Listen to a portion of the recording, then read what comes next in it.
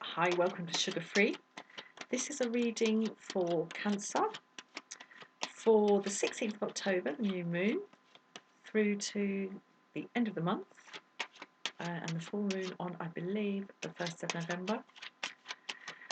All the astrology is pointing to this being a game changer, but real game changer of a fortnight. And I think with everything that's going on, it wouldn't be at all surprised if that's how it turns out to be. So, what I'm going to do is a 3-card major arcana reading.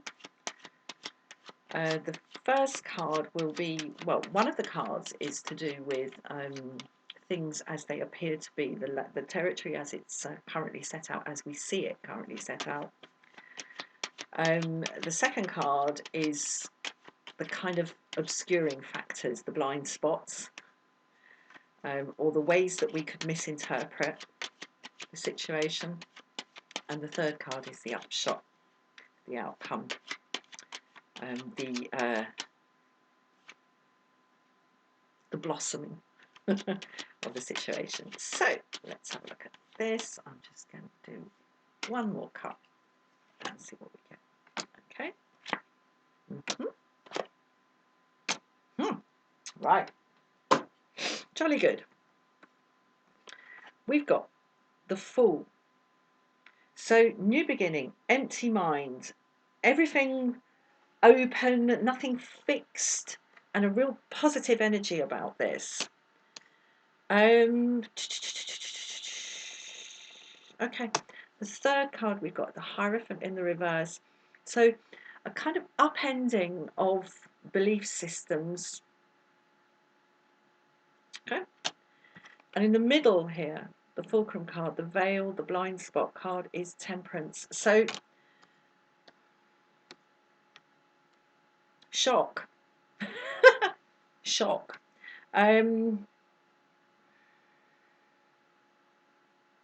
What you have become used to seeing as the possibilities on offer to you,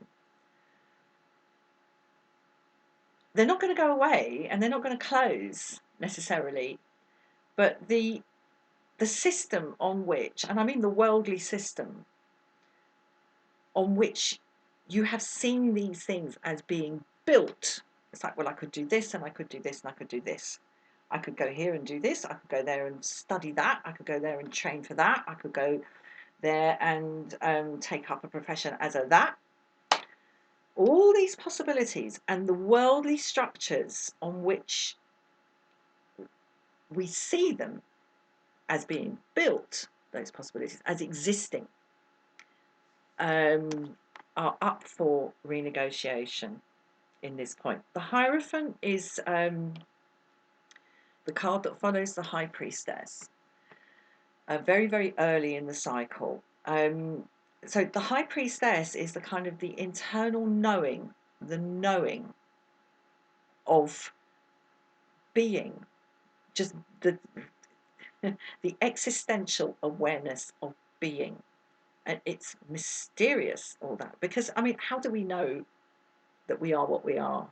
You know, if you strip away all the stuff to do with character and profession and age and gender and blah blah blah blah and all of that and nationality and all of it, take all that away, what is there? There is still just this being, and that's the High Priestess. When we move on to the Hierophant or the High Priest, what we've done is taken that kind of that deep spiritual knowing and we've externalized it. We've taken it out into the world and we've reified it. We've created a hierarchy, a Hierophant hierarchy. So we've then got a top-down kind of, it's the politicization of the spiritual. It's the politicization, the structuring of belief systems. And it's on its head. So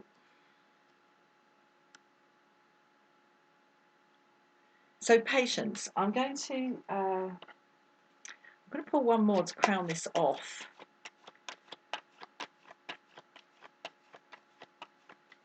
Now, what I would say is that because it's the Hierophant that's in the reverse for the upshot card, this is not so much about real like concrete things being on their head. It's about how we see them, because the Hierophant is about belief systems. So the structure of the world as you have grown used to it being, or seeming,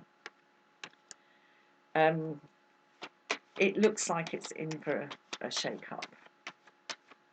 And that might leave you feeling rather blocked, because you've got used with this Fool card.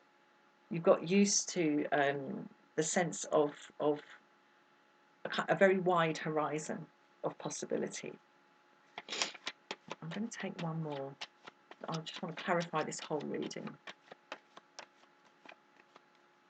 I'm actually going to open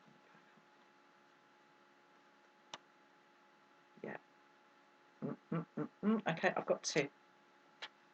My thumb was on one and my fingers were on the other, and I thought it was the same one, so they're both coming out. Okay. Magician and Hanged Man. So again, it's this sense, it's this juxtaposition of not doing anything, doing everything, anything. Okay, the Magician, because the Magician is the card that follows the Fool, and if the Fool is the empty mind, the zero card, that anything is possible, we then get card number one, the Magician. It's like, well, if anything is possible, what shall I do? I've got all my elements here. I've got all my tools. I've got a little drinky to help me along with it. What shall I do with all that possibility? So,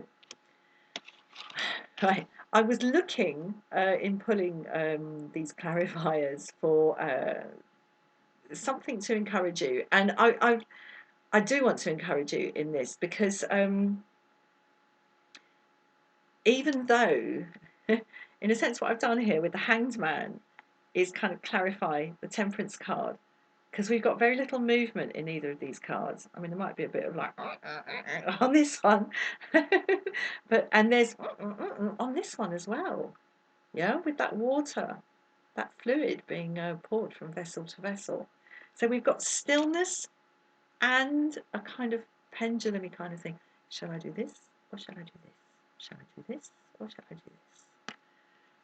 And in a sense, not a lot actually being done, while you just sort of gently move from one to the other. But what this reading is telling me throughout this period is the possibilities and the institutions upon which the possibilities as you have seen them are constructed are up for a big change. But the presence of the Magician here tells me that this is a wonderful opportunity for a wholesale redrawing of your plans. I'm going to leave it at that. Thank you very much for watching, and I'll see you again soon. Namaste.